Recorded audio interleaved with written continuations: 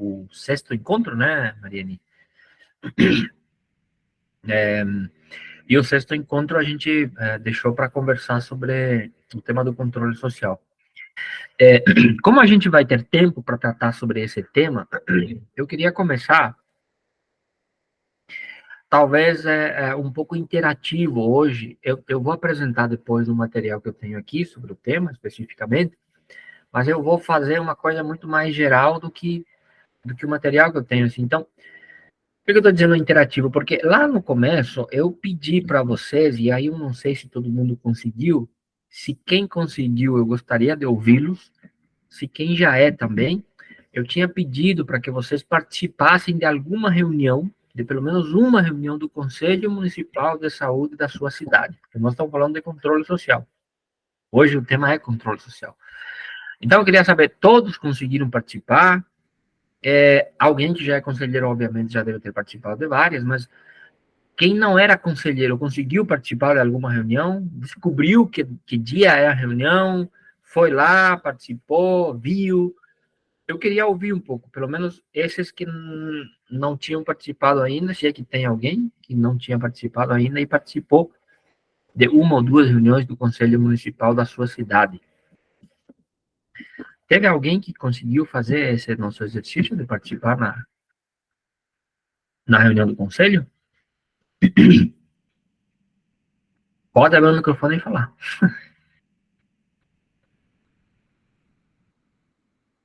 Aqui tem gente que já é conselheiro, né? Ou conselheira. Eu participo como conselheira, Jorge, mas eles chamam mais a gente quando é para apresentar o relatório ali, aquele trimestral, mas não é assim todo mês em uma data específica. Então não é? Não, ele é, como é que a gente diz? Mas quando tem necessidade. Isso.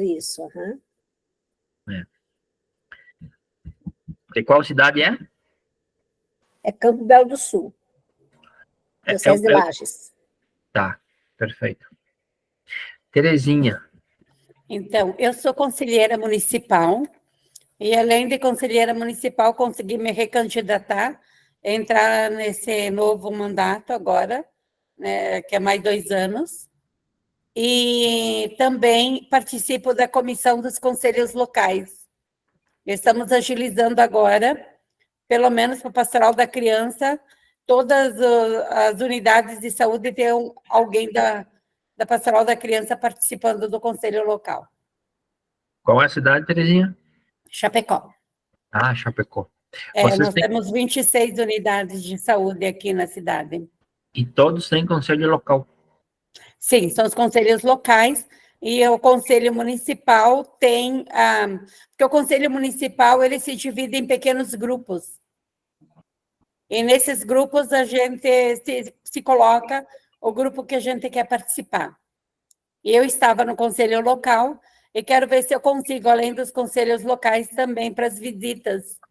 Porque nas visitas a gente verifica a unidade de saúde, como que está, vê as dificuldades, leva para o conselho municipal para a gente tomar as decisões junto. É muito interessante essa metodologia. Exatamente. E todos os conselheiros têm que participar de alguma comissão. Tanto suplente como titular.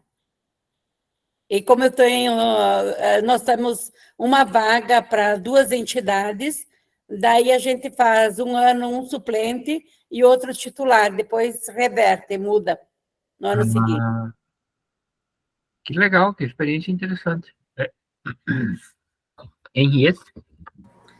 Eu achei interessante o que a irmã Terezinha falou agora, quando ela falou suplente. Porque, normalmente, eu percebo que as entidades têm os conselheiros titulares suplente, o suplente quase não participa das reuniões. E aí, o que acontece? No dia, aconteceu comigo que eu não pude participar em 2 reuniões, agora, nessa que foi ontem, eu tive que pedir para a conselheira titular como é que estava a condução dos assuntos, para quando eu chegasse lá estar a par. Então, eu tive problemas, eu não participei por isso. Mas é importante que o suplente participe também das reuniões, exatamente por isso. Se ele vai participar, de vez em quando só, ele não consegue acompanhar os assuntos, não consegue estar a par do que está acontecendo. Aí vai chegar lá e vai ficar perdido.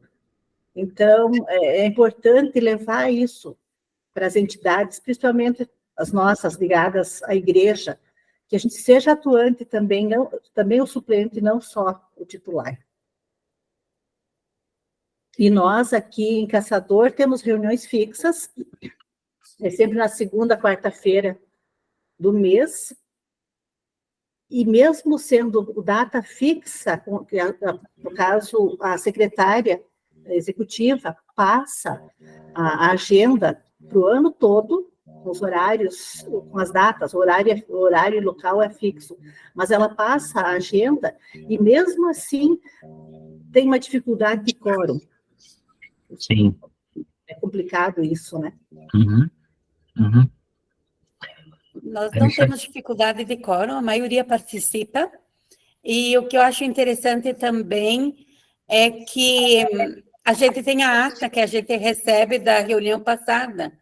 Então, se por acaso a gente não conseguir ir, a gente lendo a ata, a gente está por dentro de tudo que foi tratado no conselho anterior.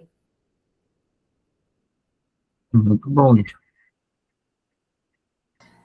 Nós também, agora nós estamos com uma batalha para conseguir secretária executiva, que nós estamos sem esse ano, mas nós temos secretária executiva, nós estamos batalhando para que volte, e também tem esse costume, Irmã Terezinha, de passar, elas mandam com antecedência a ata, mesmo para facilitar na reunião seguinte, na hora da aprovação, porque aí se você já leu a ata, é importante isso. Eu acho que todos os conselhos deveriam ter essa ordem, né, de ler a ata antes, porque aí você vai lá na hora da aprovação, eles fazem a leitura, mas você já pode levar observações de casa, se tiver alguma observação para pôr na hora da aprovação, já ter isso anotado e levar para a reunião.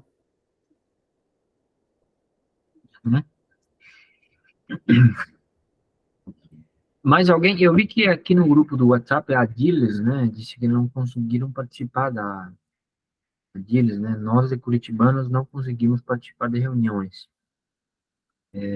Claudete levantou a mão também. Boa noite. Eu já participei tempos atrás da reunião, mas agora, nesse período, eu não consegui. Elas acontecem toda a última terça-feira do mês, e as duas têm a titular e a suplente, que são da pastoral, representantes, e elas sempre participam juntas, salvo algumas vezes que uma não pode, outra não pode, então não vai. Sempre tem uma coisa ou outra, às vezes, que impede. Eu já combinei com elas que a próxima reunião eu vou estar com elas para conhecer um pouco mais de como funciona. Perfeito. De que cidade, Claudete? Videira. E sempre na reunião da Pastoral da Saúde, sempre as conselheiras sempre trazem algumas coisas que são tratadas na reunião do conselho, elas trazem para a reunião da pastoral, que na pastoral nós também temos uma reunião mensal, que acontece normalmente no começo do mês. Legal. Muito legal. Mais alguém, gente, que participou? Já é conselheira? Não? Vocês percebem que, olhando aqui, desculpa, a Maria Eni. Eu já fui, né, bastante tempo, né, conselheiro municipal, e agora eu estou como no Conselho Local de Saúde, como disse, né. Então, eu participo todo mês do Conselho Local. Conselho Local. Conferência também aqui. Rosilda. Eu participo como suplente da Pastoral da Criança, aqui em Caçador, mas a Henriette que me corrija se eu estou imaginando coisas, mas parece-me que aqui há uma intenção, assim, meio que como é que eu vou dizer assim, de desmantelar o conselho, porque, assim, eles estão dando pouca atenção, por exemplo, para a nossa organização no conselho, tanto é que essa questão que a Henriette falou da secretária já faz tempo que está se arrastando, o gestor, né, o secretário quase nunca consegue ir na reunião, parece-me que foi nas primeiras, depois não foi mais, é convidado, porém, acho que não dá muita importância, então, assim, eu senti realmente que o que está acontecendo no conselho é que é levado documentos para o conselho assinar, né, para o conselho autorizar, assim, não é bem autorizar, mas para o conselho analisar, que é de interesse do município. Então, parece-me que o conselho, assim, está sendo bem pouco valorizado. Pode ser uma impressão minha, mas agora eu acho que esses encaminhamentos que foram dados, que nem a Henriette falou da secretária, talvez ajude um pouco, porque é uma batalha essa questão, porque senão fala-se o nosso lado, e não é registrado quase nada. Uhum. Uhum. Alcelina.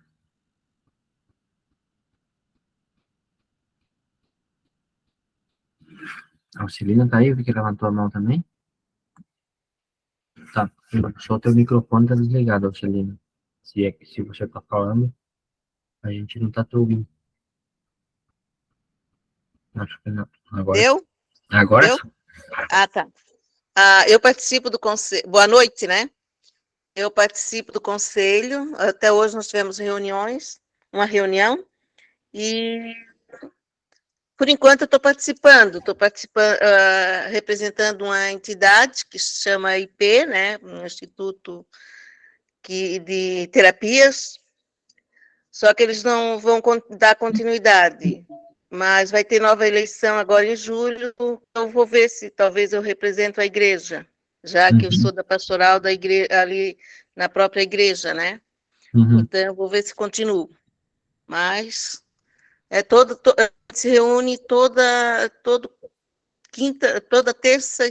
terceira quinta-feira do mês. A gente participa. Aqui em São José eu participo. Que legal.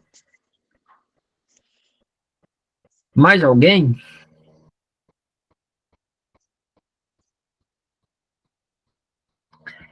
É isso? Veja, eu acho que é muito legal assim, o relato que vocês fazem, porque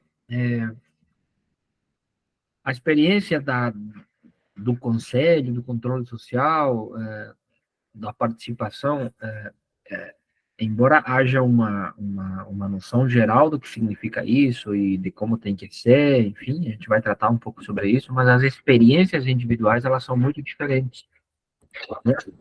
Então, por exemplo, alguém falava que o Conselho Municipal de Saúde da sua cidade também tem conselhos locais.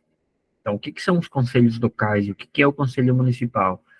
E, por outro lado, tem outro conselho que diz, ó, só tem reunião quando precisa aprovar alguma coisa, precisa assinar alguma coisa, né? Que é o que a gente chama de conselho de gaveta, né? Ou seja, o conselho só é chamado porque há uma necessidade de aprovação de algum projeto, prestação de contas, relatório de gestão, alguma coisa assim. Então, portanto, o conselho, geralmente o conselho que funciona assim, é um conselho mais controlado, vamos chamar assim, não é o ideal, não é o que a gente gostaria que o conselho fosse, né? A gente sempre vai querer que o conselho tenha a sua autonomia, a sua dinâmica, a sua estrutura, e consiga fazer o seu papel de controlar objetivamente a política pública de saúde, em particular, o gestor municipal na sua prestação de contas, né, nas propostas de política de saúde que ele vai fazer, e assim por diante, né? E que o conselho seja, de fato, o espaço de discussão da política de saúde. Então, as experiências, elas são muito diferentes.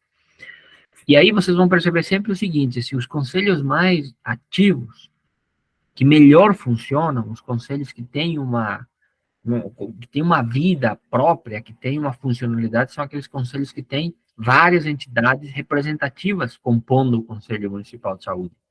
né? Tem a pastoral, tem a associação de moradores, né? Tem os movimentos sociais, tem os sindicatos, tem a associação dos profissionais da saúde, enfim. Esses conselhos, em geral, eles são um conselho muito mais proativo, muito mais ativo, muito mais autônomo, muito mais organizado, muito mais dinâmico, né? Porque essa é a ideia original da participação social, participação da comunidade, do controle social na saúde, que a gente tem conselhos autônomos, porque se ele não tiver autonomia, ele não consegue fazer o seu trabalho de controle e proposição da política de saúde, né? Então, por isso que a gente sempre fala assim, controle social não existe sem movimentos, sem organizações, sem entidades. São essas entidades que fazem com que ela tenha uma vida, né? E que ela funcione como a gente gostaria que funcionasse. Outros se organizam por conselhos locais, como é o caso de Chapecó, por exemplo, que estavam relatando para nós aqui. Os conselhos locais são experiências interessantes, embora a gente ela funciona bem às vezes, não funciona direito em outros lugares. A gente, por exemplo, aqui em Passo Fundo já tivemos uma experiência de alguns conselhos locais. Depois todos os conselhos locais foram desativados. Em algum momento os conselhos locais achavam que eles eram mais importantes que o Conselho Municipal de Saúde. Então eles decidiam coisas que não era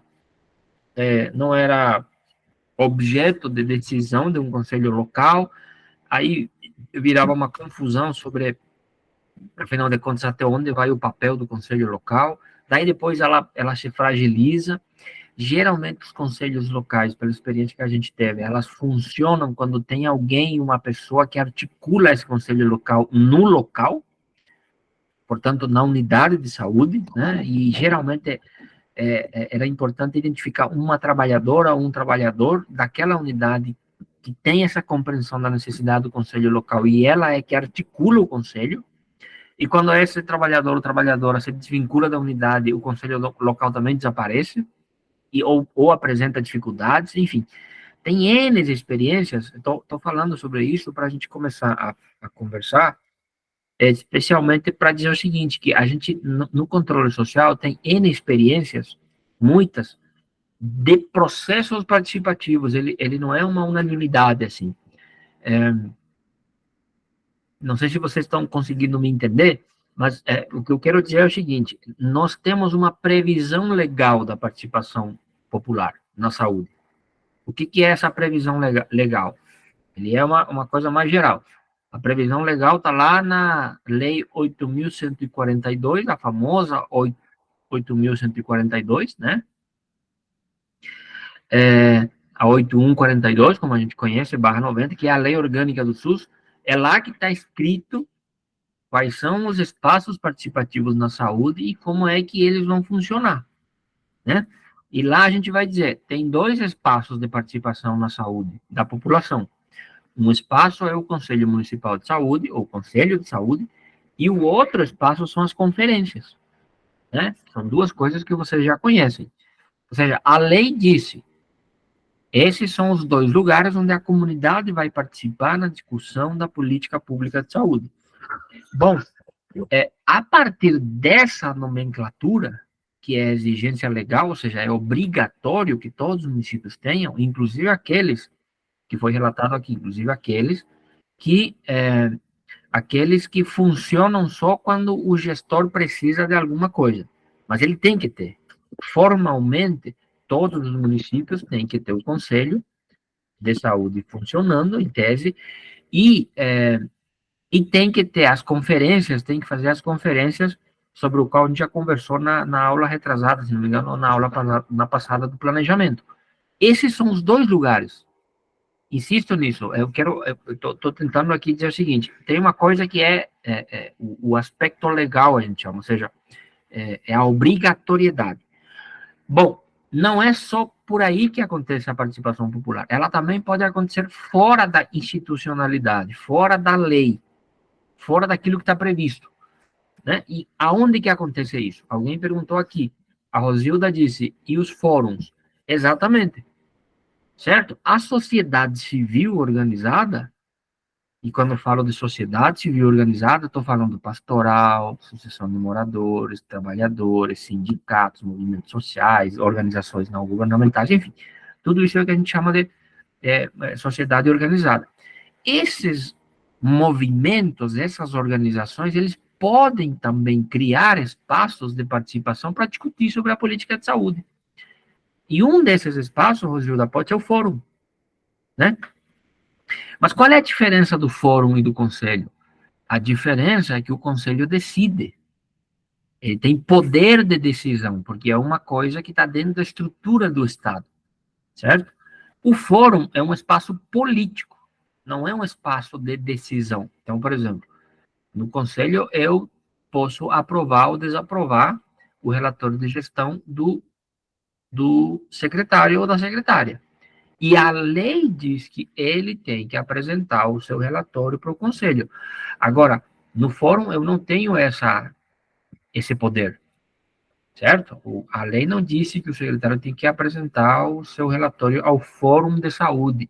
Fórum de Saúde pode ser uma iniciativa da sociedade civil organizada, dessas organizações, para criar um espaço de diálogo, discussão e articulação sobre a política de saúde do município.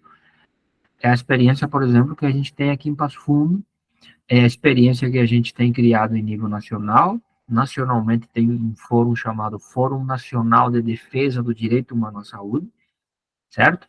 Que é coordenado, inclusive, pelo CEAP, que é onde eu trabalho, e que a gente aglutina umas 30 entidades nacionais que se reúnem de quando em quando para conversar sobre o tema da saúde. Mas municipalmente pode acontecer. Pode ter outros espaços? Pode.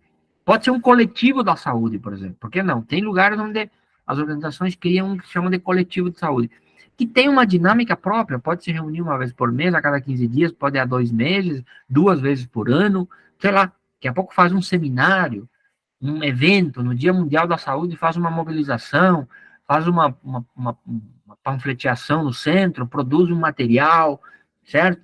Para falar com as pessoas sobre a situação da saúde. Não sei se vocês estão me entendendo, que nós temos essas nomenclaturas todas que a gente pode criar, né? Por exemplo, eu vou de novo dar um exemplo para vocês, não estou dizendo que aqui nós somos exemplo para coisa nenhuma, até porque a gente está ruim aqui, está mal a situação aqui em Passo Fundo, mas eu posso falar a partir do meu local, como se diz, né? A partir daquilo que eu vivencio.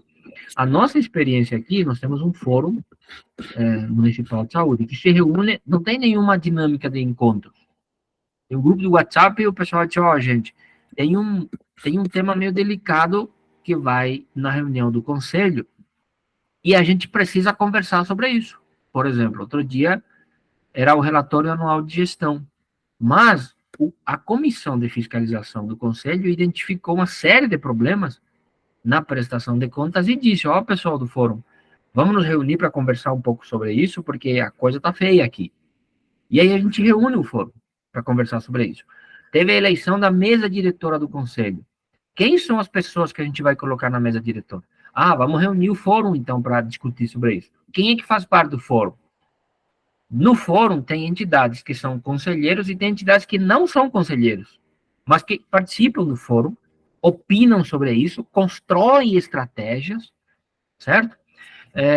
Nós fizemos tempo atrás, no Dia Mundial da Saúde, que é 7 de abril, fizemos uma atividade o dia inteiro na cidade, feito pelo fórum, botamos como é que se diz, botamos no centro, em 2 lugares no centro, uma barraquinha, e produzimos materiais para falar para as pessoas sobre o SUS, sobre a sua importância, financiamento e assim por diante, e ficamos lá o dia inteiro tomando chimarrão, conversando com as pessoas que passam na rua, entregando material, colocamos um banner, né, dizendo, defenda o SUS, assim por diante.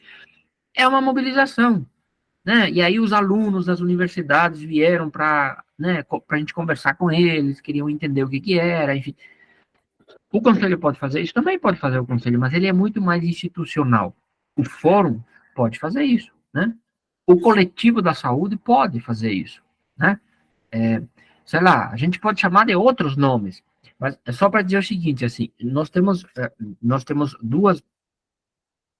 nós podemos ter duas perspectivas. Uma é aquilo que é necessário, é obrigatório, que é o Conselho de Saúde, que mais é sobre isso que a gente conversa aqui, mas a participação social, popular, da comunidade, das organizações, elas não necessariamente se restringem a esses espaços. Aí vocês vão dizer para mim, mas aonde que a gente vai encontrar essas entidades se no meu município só tem 3, 4 mil habitantes? É bem mais difícil. Inclusive, para compor o conselho é difícil, às vezes, né? Não tem entidade suficiente. Talvez eu esteja falando de experiências de cidades maiores, onde tem muitas organizações, muitas entidades e assim por diante. Isso tudo eu estou falando para vocês para dizer o seguinte: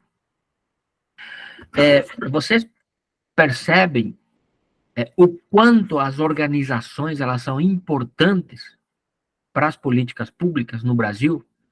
Imaginem vocês, vamos fazer uma viagem, vamos viajar um pouco. Imaginem vocês que a gente não tenha pastoral nenhuma, que a gente não tenha nenhuma organização social, que a gente não tenha nenhum sindicato, nenhuma associação de moradores, nenhuma associação de funcionários do hospital, não sei o quê, que a gente não tenha nenhuma organização que trata de doenças específicas, raras ou enfim, que a gente não tenha nenhum movimento, que não tenha movimento negro, que não tenha movimento das mulheres camponesas, que não tenha nenhum movimento da moradia, enfim, que não exista nenhuma organização social. Todo mundo por conta própria, tentando ganhar a vida e completamente desorganizado, completamente desarticulado. Não tem nada. Nenhuma organização. Né? Como é que a gente discutiria a saúde pública sem isso? Como é que a gente criaria um espaço do fórum? Como é que a gente articularia as nossas demandas? Como é que a gente defenderia os direitos se nós não tivéssemos essas organizações todas? Aliás, elas são tão importantes que quando a gente estudou a história da política pública de saúde no Brasil, né, quem construiu todo este arcabouço, como é que eu vou chamar, teórico, político, concreto da saúde, foram os movimentos, né? Vocês lembram que eu falei para vocês do movimento da reforma sanitária? O SUS só foi possível porque ele foi inventado, ele foi pensado, ele foi estruturado, ele foi calculado dentro de um grande movimento nacional, né, por 30, 40 anos.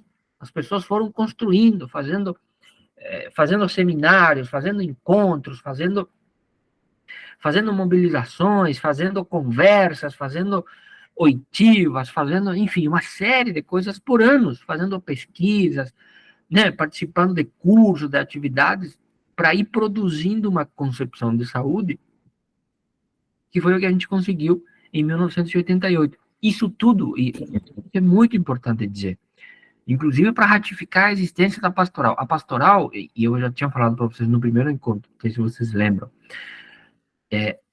a pastoral, gente, não é só para rezar Pai Nosso e fazer o sinal da cruz.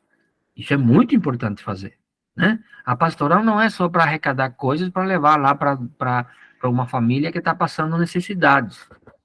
Isso tem que fazer, é importante fazer. Mas a pastoral é muito mais do que isso. A pastoral, e é por isso que vocês estão aqui, por isso que vocês estão nos conselhos, a pastoral é uma articulação, é um movimento interno da igreja que dialoga com o tema da política pública de saúde. E, portanto, assim como os demais movimentos, a pastoral tem que estar nesses espaços, tem que estar nessas articulações. Essa formação do nível nacional que a gente está fazendo, a pastoral da criança está junto conosco. A pastoral da saúde está junto conosco. A CNBB e as suas pastorais sociais estão todas conosco, né? Mandando, articulando, fazendo com que as pessoas possam participar dos encontros de formação e que essas pastorais, enquanto organização, elas estejam no Conselho de Saúde, estejam nos fóruns, estejam nos coletivos. E mais do que estar, eu diria, se comprometam a articular. Né? O próprio pastoral pode chamar 3, 4 outras organizações e dizer, gente, vamos criar um espaço para discutir sobre esse negócio aqui, né? Isso fortalece a gente na disputa pela política de saúde, porque a política de saúde, vocês viram nas conversas que a gente teve, né? É uma permanente disputa sobre concepções diferentes. E nós somos Da ideia de que defendemos a saúde como direito humano fundamental. Então, é para dizer o seguinte, assim, os direitos, as políticas públicas, as políticas sociais, elas não existem e não teriam existido se vocês, enquanto pastorais, não existissem. E eu vou dizer mais, essas políticas, elas vão ficar muito fragilizadas o dia em que esses espaços, como aqui vocês têm para dentro da igreja, desaparecerem. Né? A gente vai perder força, a gente vai perder capacidade de articulação, de mobilização, de pressão social, de pressão política, né, de controle, de proposição da política. Como é que a gente vai articular as pessoas? Como é que a gente vai articular?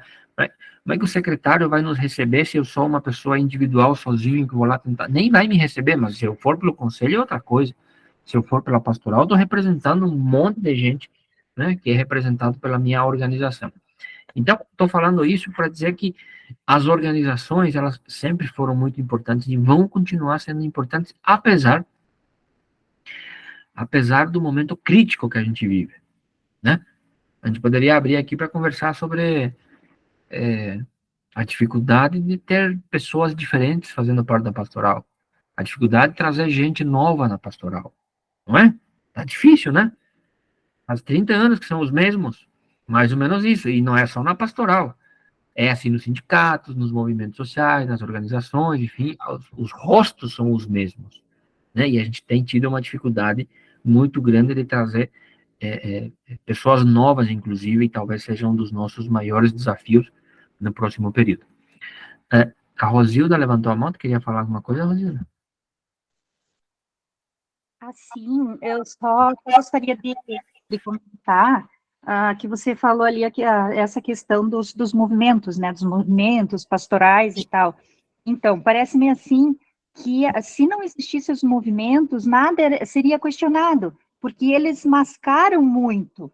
Eles mascaram, assim, que a saúde está 100%, quando você diz assim, aconteceu alguma coisa em tal hospital ou em tal plantão, aí eles, não, imagina, isso não acontece. Então, assim, quem questiona, quem realmente dá a cara para bater, é a pastoral, é os movimentos, só que eu imagino, assim, que hoje em dia está muito individualizado.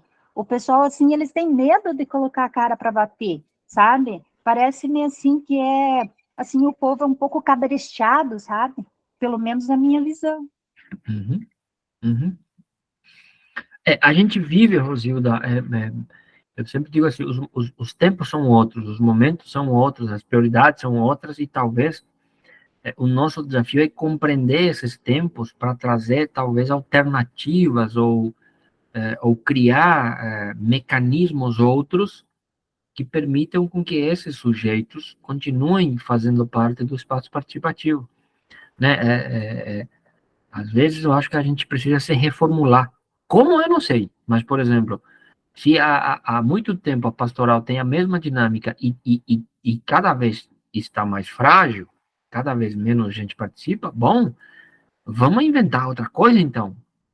Deve ter uma solução para isso, né? Vamos inventar outra forma de organização da igreja. Nós, católicos, estamos perdendo todo dia espaços enormes para os evangélicos, né? E eu viu, Mariane, o padre André não está aqui, porque senão ele não ia gostar do que eu vou falar, mas eu acho que os padres, eles precisam inovar, inclusive na missa, porque eu conversava com algumas pessoas e dizia o seguinte, pô, essa mesma coisa há 200 anos na igreja não traz mais ninguém, entendeu? Eu tenho uma filha de 11 anos que que está indo para catequese, aí outro dia eu fui com ela na catequese, e daí eu disse para ela assim, é todo sábado? É assim todo sábado? Ela disse, é assim. Eu disse, tu gosta? Não. É óbvio que não vai gostar, porque aquilo não tem dinâmica, aquilo não tem vida. Eu também fui catequista há 20 anos atrás. E já era assim. Mas o mundo mudou, entendeu? Então, assim, a gente precisa mudar. Tô brincando com uma coisa séria, assim. Então, nas pastorais, nos conselhos de saúde, viu, Terezinha? Por isso o tema dos conselhos locais era uma inovação que nós criamos. Por isso o fórum é uma inovação, né? Por isso os coletivos podem ser inovações. Outro dia também, acho que no intervalo, a gente estava conversando um pouco sobre como é que a gente faz uma coisa mais, sei lá, mais lúdica, esses espaços. Vou dar um outro exemplo de novo aqui. Nós tivemos no SEAP alunas da graduação da psicologia fazendo estágio, e daí levamos elas para as reuniões do fórum, para elas acompanhar e olhar, ver como funciona.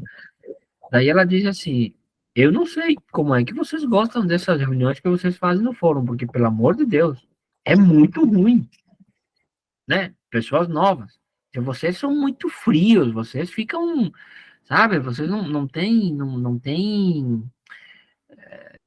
nada lúdico, é tudo muito sério, é discussão, é debate, é embate entre todo mundo, que é o nosso modelo clássico de fazer política, organização e movimentos sociais. Entende? Então, assim, eu não tenho nenhuma receita para coisa nenhuma, mas o fato é isso, assim, a gente precisa, talvez, se reformular, se repensar, para vocês terem uma ideia, ainda tem conselhos onde, por lei, todas as entidades, elas são sempre os mesmos. Não pode haver mudança. E faz 30 anos que são assim e não conseguem mudar. Porto Alegre, por exemplo, na lei que criou o conselho, há 20 anos atrás, está lá escrito, ó, dos usuários serão estas entidades, está lá.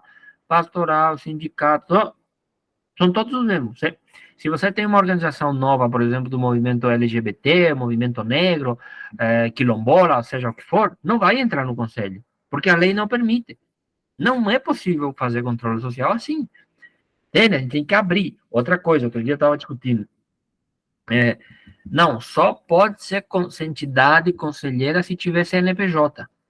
Se não tem CNPJ, não pode, porque para fazer a inscrição para participar do conselho, tem que levar uma cópia do seu CNPJ que você tira lá no site do Ministério da Fazenda e tem que estar em estado regular. Isso é o que alguns chamam de burocratização do espaço institucional. Mas tem muitas organizações que... Vou dar um exemplo aqui, tem um coletivo chamado Coletivo Plural. O que é o Coletivo Plural?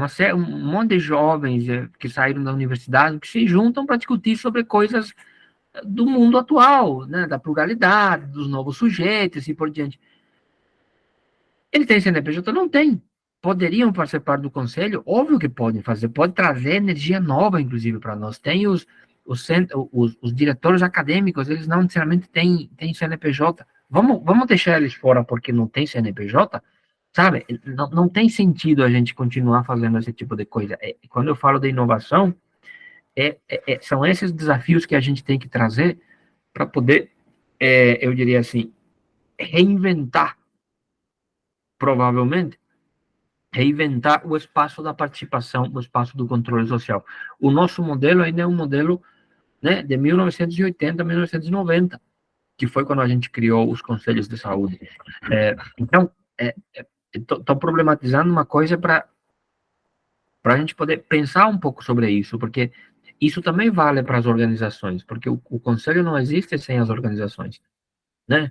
A composição do conselho é o conjunto das organizações, dos movimentos, enfim, sindicato, pastoral, movimento comunitário, que são os que fazem com que o conselho seja o que a gente conhece hoje.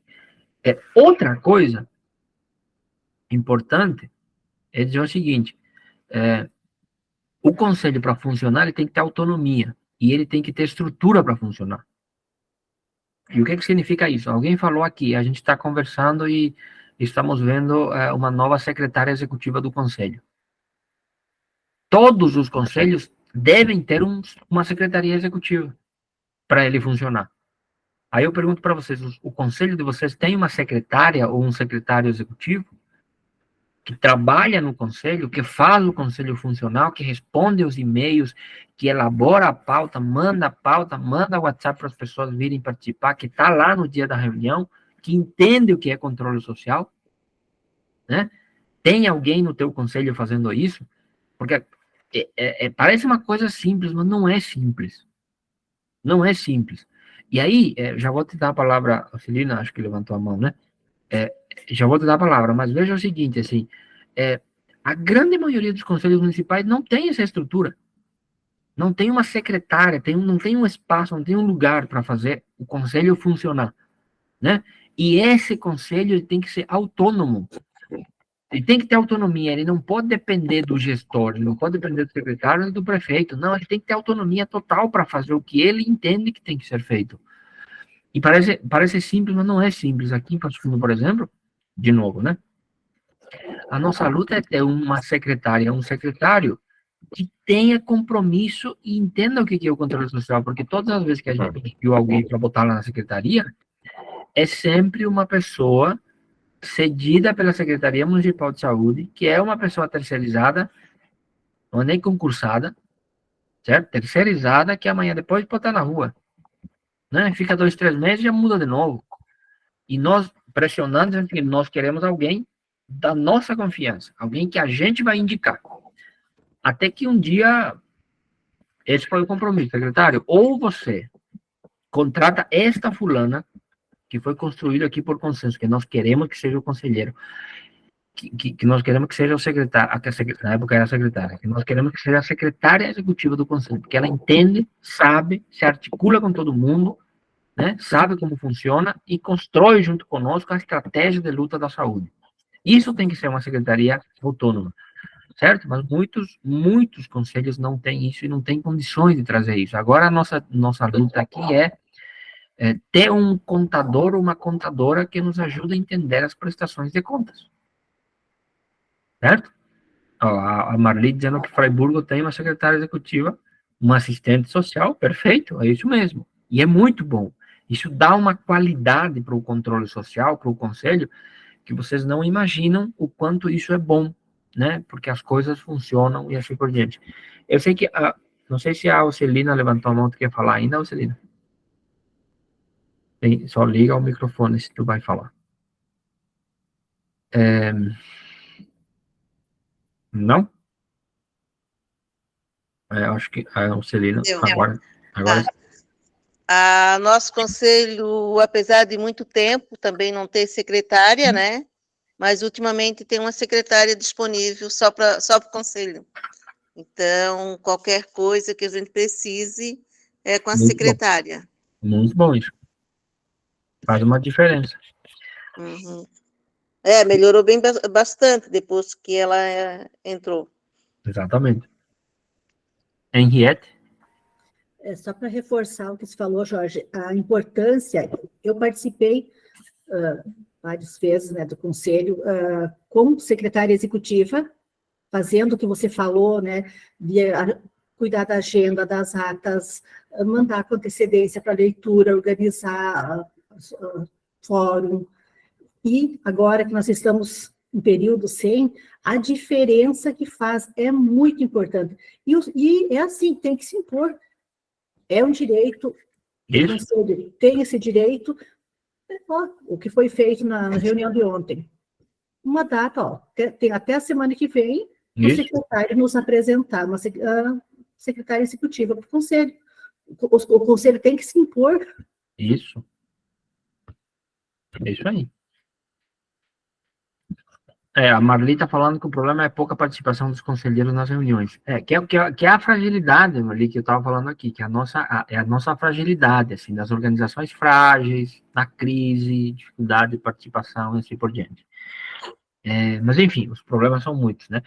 Eu queria fazer uma outra discussão com vocês aqui sobre isso. Eu estou deixando mais os materiais que eu tenho aqui para o próximo encontro, para que isso aqui seja mais introdutório, digamos assim, do que a gente está falando. Talvez é muito importante a gente compreender e entender o conceito de controle social, né? É o que comumente a gente utiliza. Vocês vão ver que na lei que prevê isso, aparece participação da comunidade, não aparece lá controle social, nem aparece participação popular, né? Às vezes a gente usa participação da comunidade, tem gente que gosta dessa expressão, às vezes a gente usa controle social, às vezes a gente usa participação popular, né? Porque em tese são mais os movimentos que têm a ver com popular, assim, que fazem parte dos espaços do controle social. Mas a ideia da participação da comunidade, da participação popular, seja como a gente quiser se chamar, é a ideia do controle social. Só que algumas pessoas na academia, nas universidades, sobretudo, não gostam da palavra controle social porque acham que controle parece forte demais, assim, querer controlar. Sempre que você quer controlar, né, dá a impressão que você meio que tira a autonomia, é meio que autoritário, impositivo, alguma coisa assim. Mas aqui é importante entender o seguinte, assim, para a gente entender o espírito da coisa, como dizia um filósofo. Nós vamos fazer, olhando a história da política de saúde no Brasil, nós vamos fazer uma inversão do conceito de controle. Né? O que é controle, objetivamente? Controle é quase que o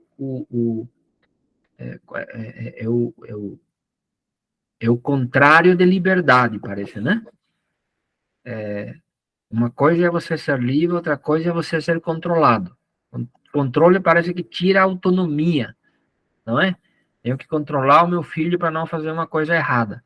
Tem que controlar para ver se não sai do lugar. Tem que controlar porque senão, né?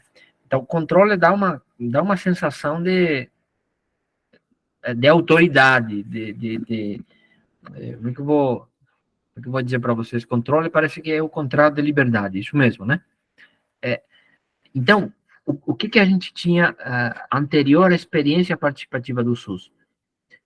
Veja, o SUS nasce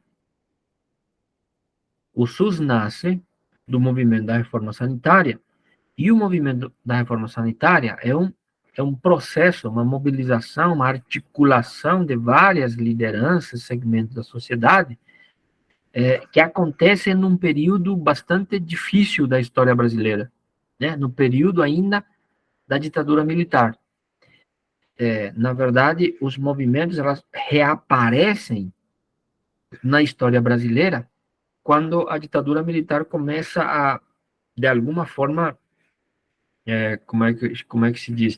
A ditadura militar começa a facilitar, a permitir o que a gente chama de pequenas aberturas democráticas que a ditadura permite, né?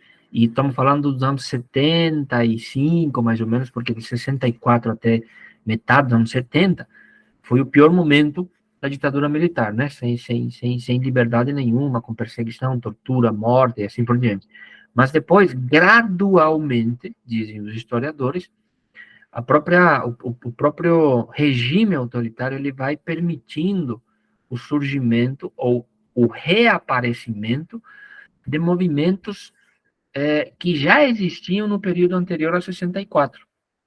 Não sei se vocês lembram que quando a gente estudou a história da política pública do Brasil, a gente disse que a ditadura veio justamente para enterrar o desejo de grandes reformas estruturantes que o Brasil estava discutindo, reforma agrária, reforma urbana, reforma da educação, reforma do sistema político, reforma econômica e reforma da saúde, entre outras reformas. Né? Tudo isso estava na ordem do dia. E a ditadura, na verdade, vem justamente para, né, cortar e segurar esse processo todo. Mas ela vai reaparecer nos anos 70, final dos anos 70. Né? E a ideia do controle social, já no período da democratização, ela se contrapõe ao mesmo conceito de controle que existia na época da ditadura militar. Que tipo de controle existia? Era o Estado, veja, era o Estado controlando a sociedade civil. A cúpula estatal controlando a sociedade civil. Você não podia fazer reuniões, né? Colocava na clandestinidade os partidos políticos, que era o espaço de aglutinação de diferentes sujeitos, né? Então, toda a vida pública era controlada. É como se fosse um guarda-chuva geral, o Estado com os seus aparelhos de controle, ele controla a sociedade civil, não permite que a sociedade se organize, se mobilize, não permite que a sociedade conteste determinadas coisas que a ditadura estava fazendo. Então, o conceito de controle era o Estado nos controlando, certo? Estou sendo meio acadêmico aqui, né? Utilizando, parece um professor dando aula, mas enfim. Isso é muito importante de entender. O que nós vamos fazer de 88 para cá, sobretudo quando a gente diz, em 1990, na Lei Orgânica, 8.142, a gente vai dizer, o Sistema Único de Saúde vai se organizar pelas seguintes diretrizes. Uma dessas diretrizes será a participação popular. E é aí que a gente vai entender que controle social na democracia, veja, controle social na democracia é o contrário do controle da ditadura militar. Não é mais o Estado controlando a sociedade. É de baixo para cima. É a sociedade controlando o Estado. É muito diferente a perspectiva. É por isso que a gente utiliza a concepção de controle social. Mas não controle aqui no sentido autoritário. Certo? É a sociedade controlando o Estado. Mas não é só um controle pelo controle. Nós também participamos, essa sociedade também participa do processo de construção e de elaboração da política pública. Mas por que é controle? Porque a gente controla os gastos públicos. A gente pode aprovar e desaprovar as contas do gestor ou da gestora, né? É nessa perspectiva, a sociedade tendo espaços, o que a gente chama de canais de participação, de modo que a sociedade civil, essa sociedade que até ontem era controlada pelo Estado, agora não, agora ele tem liberdade e autonomia para dizer o seguinte, olha, a concepção de democracia que nós temos não é uma democracia eleitoral, né? O que é uma democracia eleitoral? Uma democracia eleitoral é uma democracia que acontece de 4 em 4 anos, quando eu vou votar, eleições. Não, democracia é muito mais. Democracia é muito mais do que eleitoral. Democracia tem que ser participativa, né? E a democracia participativa é justamente essa que a gente diz, ó, ela controla o Estado, né? Agora, a gente estava conversando até agora, essa capacidade de controle da sociedade sobre o Estado é que está muito frágil. Muito frágil. E olha que nós não estamos falando de outra coisa, não ser só na saúde. Mas veja o seguinte, vou dar um exemplo para vocês. Aonde é que a sociedade opina sobre a economia? Não é a economia que resolve boa parte da nossa vida? A sociedade tem um espaço de opinião sobre isso? Não. E ultimamente tem sido pior ainda, porque o Banco Central tem uma autonomia. Aonde é que a sociedade é ouvida para dizer o seguinte, gente, pelo amor de Deus, baixa os juros. Porque isso é incompatível com uma sociedade que quer fazer empréstimo e o juro está altíssimo. A sociedade é ouvida? Não. Tem um ser superior lá que simplesmente ele e a sua equipe é que decide sobre isso. Para dizer o seguinte, assim, embora na saúde a gente tenha avançado significativamente na ideia da sociedade controlando o Estado, mas tem outros lugares onde a gente não opina, a gente não fala, né? Aonde é que a gente opina sobre o orçamento público, de modo geral? Né? Somos nós que decidimos pagar os juros para os que emprestam dinheiro para o Estado brasileiro, 55% do nosso PIB vai para pagar juros. Nós opinamos sobre isso? Não opinamos, né? Mas na saúde, em particular, a gente avançou significativamente nessa ideia do controle, porque a gente pode dizer, a gente diz, está na lei, nós vamos fazer conferência, a conferência vai aprovar o quê? As diretrizes para a elaboração do Plano Municipal de Saúde. Depois o gestor tem que elaborar o Plano Municipal de Saúde, e para elaborar o plano ele tem que dialogar conosco, ele tem que dialogar com a sociedade, ele tem que dialogar com o conselho, que é o espaço de representação da sociedade. O conselho tem que aprovar o plano dele, certo? Ou seja, é muito participativo, não é? Muito participativo, pelo menos do ponto de vista do princípio. Por acaso também a gente faz assim na economia, né? Nós é que fazemos uma conferência para dizer, ó, governo municipal, dos 200 milhões que tu tem em 2023 para usar, nós queremos 100 milhões que tu faça tal coisa. Nós não opinamos sobre isso, né? Porque nesses espaços ainda o processo participativo ele é muito incipiente, ele é muito minúsculo, é pequeno, por isso que alguns dizem que não adianta a gente fazer controle social na saúde se a gente não decide sobre o dinheiro, porque é o dinheiro que decide as coisas, é o dinheiro que faz com que as coisas aconteçam. Então você tem um conselho que fica lá reclamando do secretário porque o hospital não tem muita fila, mas o secretário tem muita possibilidade de fazer, pouca possibilidade de fazer as coisas porque ele sabe que não tem dinheiro. Bom, se não tem dinheiro, então com quem que eu converso que tem dinheiro? Ah, mas aí a discussão é mais ampla e a gente não consegue chegar. Então, queria reforçar aqui essa compreensão sobre o que significa controle social. Quando a gente está falando de controle social na saúde, estamos falando justamente dessa capacidade que os conselhos têm, que os fóruns podem ter, que os coletivos podem ter, de incidência, de construção, de diálogo sobre a política pública. Isso é controle social, é a sociedade controlando o Estado. Porque nós somos defensores da ideia e da perspectiva de que quanto mais pessoas participam do processo de construção da política, é melhor do que ter 3, 4 pessoas iluminadas que sentam numa sala e de lá saem as maravilhas da ideia, sem conhecer a realidade, sem conhecer as necessidades, sem dialogar com o sujeito, sem saber quem é cada quem, sem saber a necessidade da vila, do bairro, da comunidade, da unidade básica de saúde, né? São as pessoas que vivem diariamente sobre isso, com essas realidades todas, suficiências ou ineficiências, é que podem dizer para o gestor aonde estão os problemas, né? Por isso que a gente, né? Por isso que a gente dialoga e por isso que a gente defende essa ideia da participação social, porque a gente também poderia dizer o seguinte: olha, hoje, por exemplo, é um dia frio, né? Então, eu poderia estar assistindo um filme, deitado, sem fazer nada. Por que eu estou aqui discutindo com o pessoal da pastoral? Por que vocês estão aqui, a gente conversando? Porque a nossa concepção é muito mais do que uma concepção individual em que cada um tem que resolver a sua vida. É muito mais do que isso. Nós queremos, e nós somos sujeitos de um processo de construção de uma sociedade que pressupõe o princípio da sociabilidade, né? Nós somos convencidos e convencidas de que ou a gente faz isso, ou a vida vai ficar mais difícil. O problema é que pequena parte da sociedade é só uma pequena parte da sociedade que se convence disso. O resto das pessoas estão agora, né? Não estão nem aí com o que a gente está fazendo aqui. E pior, nós temos gestores públicos que não acreditam naquilo que a gente faz. E acham que esse negócio de conselho e tudo mais é coisa de gente que não tem nada para fazer na vida.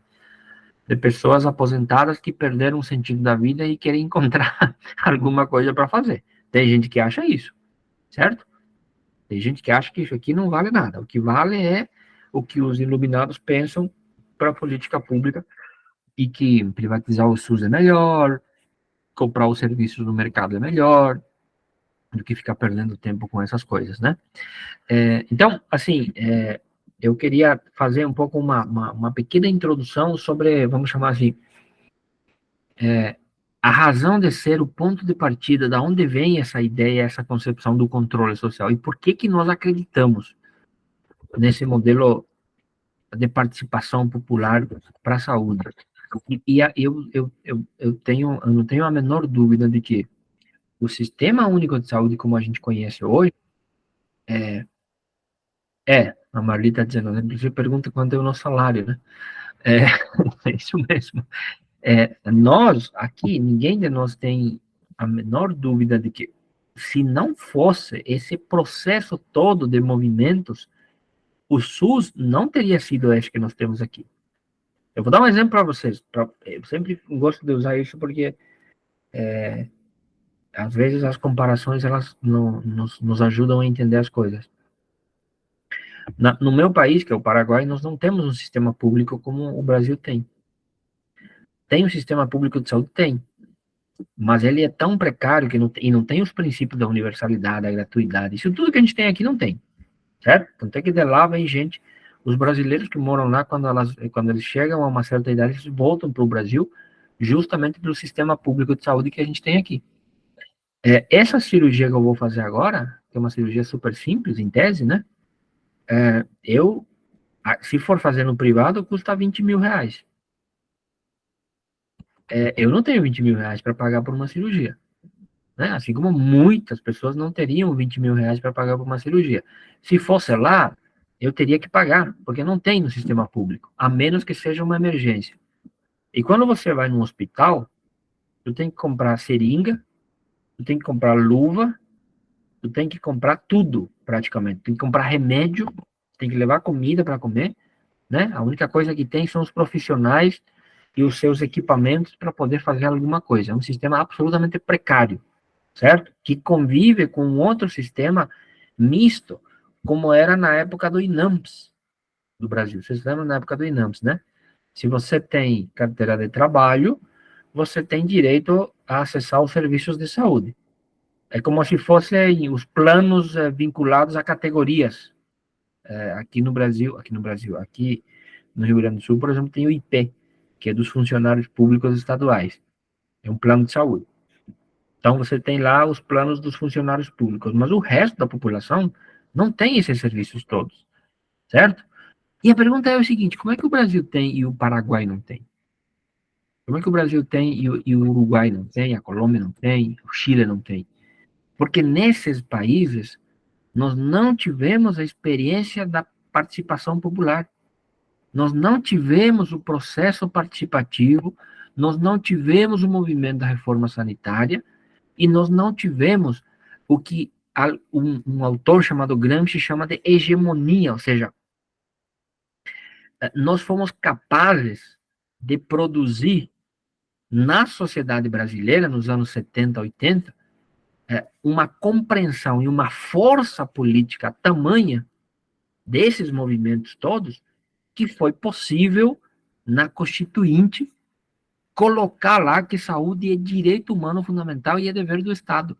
E melhor, depois nós pressionamos o Collor de Mello para dizer o seguinte, para ele, você tem que aprovar uma lei orgânica, e essa lei orgânica tem que dizer que a maneira como o Estado brasileiro vai cuidar da saúde das pessoas é através de um sistema único de saúde que tem estes princípios, universal, é para todo mundo. Participação da comunidade, porque nós queremos participar na política de saúde, certo? Regionalização, não pode ser uma coisa unificada, tem que ser regionalizada. Hierarquizada, certo? E tem que ser equitativo, tem que cuidar das pessoas na sua especificidade, na sua peculiaridade. Mas os demais países não tiveram essa capacidade, não tiveram esse processo cultural que fez com que conquistássemos o Sistema Único de Saúde. É isso que eu queria que a gente entendesse, assim. Isso é muito importante a gente entender. Porque se nós não tivéssemos, e eu sempre insisto, a igreja teve um papel fundamental. Hoje está muito fragilizado. Mas a igreja teve um papel muito importante na construção do Sistema Único de Saúde. As pastorais foram fundamentais, certo? O que seriam de nós se não fossem as pastorais? O que seria de nós se não fosse, por exemplo, o movimento dos trabalhadores, né? Os trabalhadores da saúde que se organizaram pelos seus sindicatos? O que seria de nós se não fôssemos os profissionais da área da saúde, os médicos, os enfermeiros, técnicos de enfermagem, né? Os acadêmicos, os pesquisadores que se juntaram nesse processo todo para construir o Sistema Único de Saúde? Essa é como é que eu vou chamar assim? Eu acho que às vezes a gente não consegue entender direito do que significa isso, porque a gente já está aqui dentro, né? Mas vocês que são do período anterior do Sistema Único de Saúde, vocês lembram que antes do SUS era o SUT, né? Depois o INAMPS, anterior a isso, e anterior a isso ainda outros sistemas que não era esse que nós temos agora. O que nós temos agora é esse que nos proporciona, com todos os problemas que tem, mas que tem essa capacidade de cuidar de nós. Não é o ideal, longe disso, mas e que está permanentemente perdendo espaço. Governos entram e desfiguram a ideia da política de saúde, certo? Desfinanciam, tiram dinheiro, aprovam ajustes fiscais que quase que coloca o sistema na UTI, respirando por aparelho. Não tem dinheiro, é fila, enfim. Então, esse é o nosso desafio, essa é a nossa disputa permanente.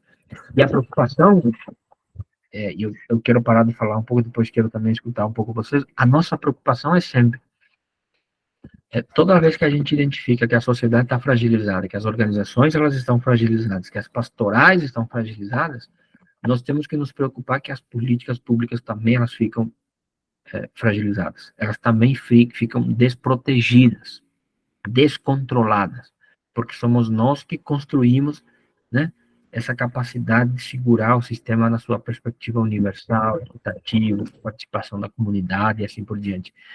Eu sempre me admiro muito, e eu acho que em algum momento da vida, quem sabe a gente chega ao nível cultural dos europeus, que conseguiram conquistar o que a gente chama da Seguridade Social Europeia, né? Que dá para eles a garantia mínima do que o ser humano precisa, mas toda vez que há uma decisão de mexer com os direitos conquistados deles, milhares deles vão para a rua para segurar, para defender, certo? Então, eu acho que em algum momento, quem sabe, se a gente quiser sonhar um pouco, né, a gente chegue ao ponto da culturalmente entendermos que o SUS é tão fundamental para nós que nós não vamos aceitar que as pessoas, os interessados, as autoridades, os políticos, enfim, mexam no Sistema Único de Saúde. Muito pelo contrário, que fortaleçam o sistema de saúde. Já pensou se a gente pudesse colocar milhares de pessoas para defender o SUS? Já pensou se a gente pudesse colocar em cada uma desses trevos, como tem acontecido nos últimos anos, gente segurando a bandeira do SUS e dizendo: não mexa com o meu sistema de saúde, fortaleçam o SUS, queremos mais dinheiro para isso? Esse é o nosso desafio, vamos sonhar um pouco aqui. Esse é o nosso desafio, né? Porque nem na igreja a gente não tem consenso sobre isso, né? Vocês sabem melhor do que eu. Também na igreja está cheio de gente que acha que rezando o Pai Nosso é suficiente para a gente fazer as coisas. E esse negócio de pastoral e participar daqui para lá é coisa de gente que não tem nada para fazer, né? Entre nós também existe isso. Eu até tinha aqui uma coisa para apresentar, mas eu queria deixar isso para o próximo encontro, porque aí a gente pode entrar um pouquinho mais no detalhe do que é o controle social, como é que funciona o conselho, o que ele pode fazer, o que ele não pode fazer, enfim, como é que a gente foi construindo os conselhos de saúde, qual é o seu papel, o que ele tem que fazer, enfim. Inclusive, a gente tem um material audiovisual, como sobre os outros temas eu apresentei para vocês já, que nós produzimos para falar sobre o controle social, especificamente, que a gente pode utilizar essas coisas no próximo encontro. Mas eu queria ouvir vocês um pouco também sobre isso, assim, teve gente que escreveu aqui, inclusive, deixa eu ver. Mas eu queria, a Marli está dizendo, inclusive, pergunta quando já li isso, né, sobre o salário. A Rosilda disse, seria assim um controle das desigualdades? Pode ser. E está aberto, gente, vamos conversar um pouco.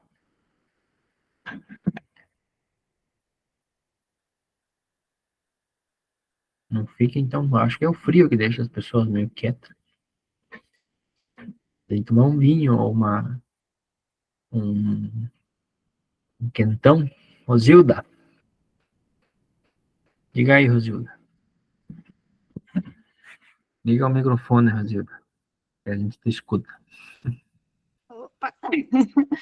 Eu diria assim que a gente, enquanto pessoa, assim, a gente participando e incentivando outras pessoas, mostrando para elas a importância, assim, uma caminhada de um bom tempo, que muita gente se sacrificou por isso, que não vale a pena, de repente, morrer na praia, né? Mas, assim, dar continuação, a gente se motivar e motivar mais pessoas. Fazendo a nossa parte, eu imagino, assim, que já é um bom começo e garantir, né? Garantir o que é nosso por direito, que a gente já tem, e garantir principalmente quando acontece, por exemplo, estamos aí, de repente, às portas das eleições municipais, saber em quem você vai votar, em quem cobrar, né, justamente essas políticas públicas, porque esse é o caminho. A gente, assim, enquanto povo, enquanto movimento, é que nem você falou, o Conselho de Saúde é a única garantia que a gente tem de que realmente a gente tem um lugar, que a gente tem um espaço, né, para você falar, para você se manifestar, para você trazer, de repente, lá da tua comunidade, pessoas simples, que não têm direito de voz, você acaba falando por elas. Isso é muito importante e é muito gratificante. Penso que as pessoas exigem muito, mas nunca querem participar e lutar por direitos, diz a Marli. Deixa eu abrir aqui.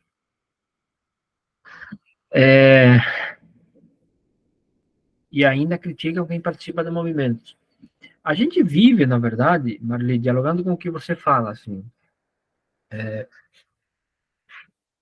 a gente vive uma, como é que vamos chamar assim, uma safra, período, um momento de, como é que vamos chamar assim, de, a gente gosta de falar, a conjuntura não é favorável, sabe? O que é a conjuntura não é favorável? A gente vive um momento de fortalecimento de forças conservadoras.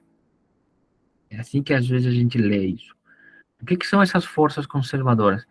Parece que ideologicamente, o que a gente considera os liberais, ideologicamente, e os liberais são aqueles que não acreditam em controle social, não acreditam em conselho de saúde, eles acham que isso é uma coisa de comunista, socialista, experiência dos soviéticos e assim por diante, né? E que acham que a democracia funciona com eleições de 4 em 4 anos e o parlamento é a representação da voz do povo e termina por aí, né? Nós achamos que não, que nós temos que ter esses espaços de participação. Então, a gente vive um cenário de dificuldade imensa sobre isso. Eu tenho absoluta certeza que tem gente da família de vocês que não consideram importantes as pastorais. Né? Aliás, às vezes, posições da própria igreja são contestadas por aí.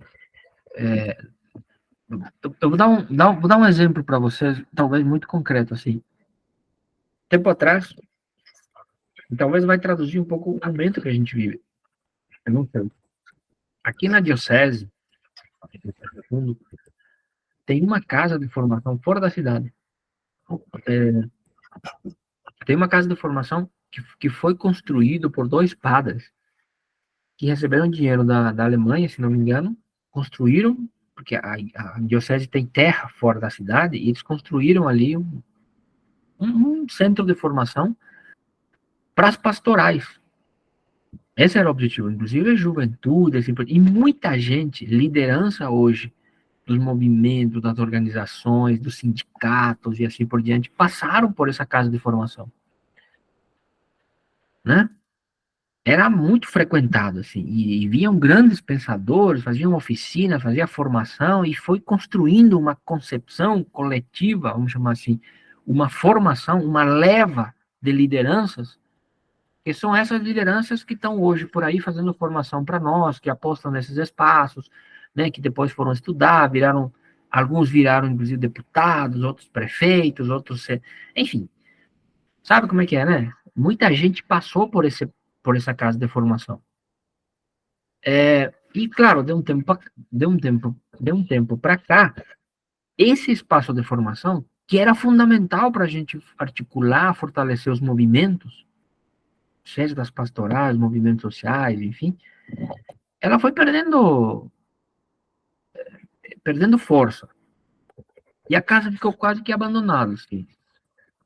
Inclusive porque os bispos que vieram depois eram bispos que literalmente desconstruíram esse tipo de coisa. Vocês sabem disso, né? Que a igreja também tem muito dessas, né?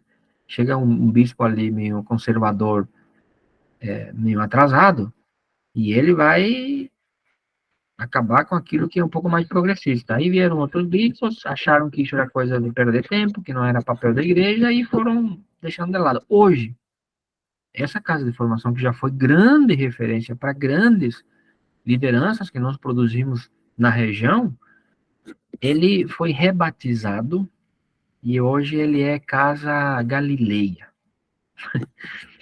E essa Casa Galileia, ela serve para encontro de casais e não só casais, as pessoas assim mais de idade, articulados por algumas paróquias, e que de quando em quando se encontram lá, passam um final de semana fazendo, né, fazendo reflexão, oração e assim por diante.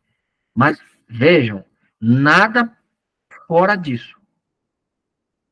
É só para lá. Ir lá, se encontrar, todo mundo, feliz da vida, rezar junto e acabou por aí. Nada de ir para pastoral, nada de ir para conselho de saúde, nada de ficar fazendo um movimento por aí, nada disso. Isso é coisa do diabo. Isso é coisa de comunista. Certo? Então, é para dizer o seguinte, um espaço que já foi um espaço de grandes discussões, de grandes debates, de produção de lideranças que nós precisamos sempre, virou um espaço de produção de gente que não quer saber nada disso. E eu conheço um padre que cuida lá, e no final do ano passado, a gente fez um curso de formação para a juventude, certo? Meio ligado a partido político aqui, mais de esquerda, e eles ficaram sabendo que a gente usou o tal do espaço que eles acham que era deles. Inclusive, nós pagamos o espaço, né, para fazer limpeza e tal. É um espaço bem legal, assim, fora da cidade. E vão fazer uma formação sobre democracia, sobre direitos humanos e assim por diante. Eles ficaram sabendo que o espaço foi usado e eles fizeram um abaixo-assinado contra a disponibilização do espaço para gente como nós, que não tem nada a ver com a igreja, e que a igreja não tem que se meter com isso. Fizeram um abaixo-assinado e mandaram para o bispo. E o bispo pediu explicações de quem era esse povo que está usando as cajur, que chamam aqui, a casa de formação, para fazer coisas que não deveriam ser feitas na igreja. Esse é o nível que a gente chegou. A igreja já foi muito mais progressista, né? Claro que depende de cada lugar. Eu continuo achando, falei de livro outro dia aqui no teatro, eu continuo achando que a experiência que vocês estão fazendo em Santa Catarina, inclusive um dos poucos estados onde as dioceses ainda têm as escolas de formação de fé e política, que chamam, né? Não sei se algumas dioceses de vocês têm ainda, para vocês terem uma ideia do que era o papel da igreja antigamente. As escolas de fé e política eram escolas fundamentais para a gente produzir. Aliás, as escolas de fé e política produziram grandes lideranças. Nós aqui, Jorge, começamos ano passado, 2 encontros ano passado, e mais 2 esse ano pelo Regional Sul 4, fé e cidadania. Isso mesmo, eu fiquei sabendo isso, inclusive, e por isso que eu estava dizendo outro dia para o pessoal aqui de Passo Fundo. Eu fico encantado com a CNBB Sul 4, porque é uma das poucas regionais que ainda tem um pouco esse perfil em Santa Catarina, que é um dos estados mais conservadores que a gente tem, né, no Brasil, inclusive. Então, essa onda mais, como é que eu vou chamar assim, nós estamos numa onda, sobretudo de 2013, 2014 para cá, em que a gente tem muita dificuldade de dialogar sobre esses temas que deveriam ser objeto de diálogo em qualquer lugar que a gente tenha. Então, não estou aqui nem criticando a igreja, mas para dizer o seguinte, assim, a gente está sendo tomado por consciências que não acreditam nisso que vocês estão fazendo. Nós estamos sendo levados por consciências que não acreditam em conselhos, que não acreditam em políticas públicas, que não acreditam em democracias participativas. Esse é o cenário que a gente vive, por isso que ele está muito difícil, inclusive para nós, certo? Porque eu tenho certeza que dentro da própria igreja tem gente que não concorda com fazer pastoral e fazer esse tipo de curso, por exemplo. Inclusive, entre nós, pode ter gente que não concorda com essa reflexão que a gente está fazendo aqui, né? Então, esse é o momento difícil que a gente vive. E alguém falava da fragilidade dos conselhos de saúde, eles também são parte da sociedade. E se os nossos movimentos, as nossas pastorais, as nossas organizações, elas estão fragilizadas, os espaços de controle social, consequentemente, também estão fragilizadas. Elas não têm mais essa capacidade que tinham uma vez. E talvez o nosso desafio é recuperar exatamente essa capacidade, revigorar, digamos, o espaço participativo, para que ele, de fato, tenha esse poder de controle, de produção da política pública, de diálogo com a sociedade, com as vilas, com os territórios, com as comunidades, de modo que a gente consiga fazer com que a política pública de saúde aconteça, de fato, como nós queremos, né? Que a cirurgia seja breve e eficaz, e agradecer a você pela disponibilidade e pela boa vontade de distribuir entre nós esse teu conhecimento profundo que você tem sobre controle social. Muito obrigada, Jorge. Eu que agradeço. Bem. Obrigado para vocês. Boa semana.